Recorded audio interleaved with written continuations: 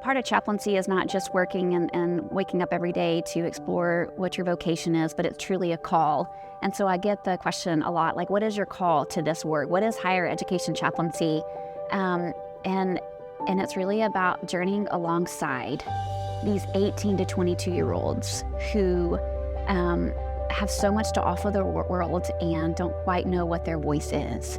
My favorite part of what I do and what keeps me going in all the ways is students and them inviting me into their space. And we call that sacred space, right? When somebody opens up and shows you their most vulnerable self, and you're the one that gets to hold that space for them and be with them, and that trust and that vulnerability. It's almost indescribable what it means to be trusted with those spaces and those stories, and that it helped them recreate their narrative in a way that's ready to tell the world.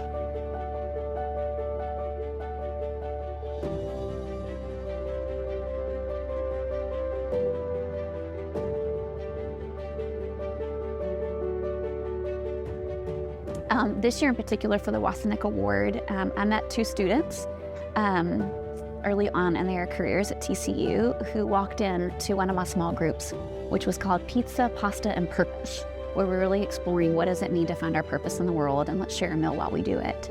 And what turned into weekly meetings over pizza and talking about who we want to be in the world turned into journeying alongside them and walking with them and some things that they were figuring out in their lives about who they wanted to be moving forward, about some things in their past that they wanted to unpack. And then they brought other students into those conversations, and to know that this particular group of students wanted to honor the space and the place that I had in their life means I'm called to be exactly where I am, doing exactly what I'm doing, and I could think of nowhere better to be.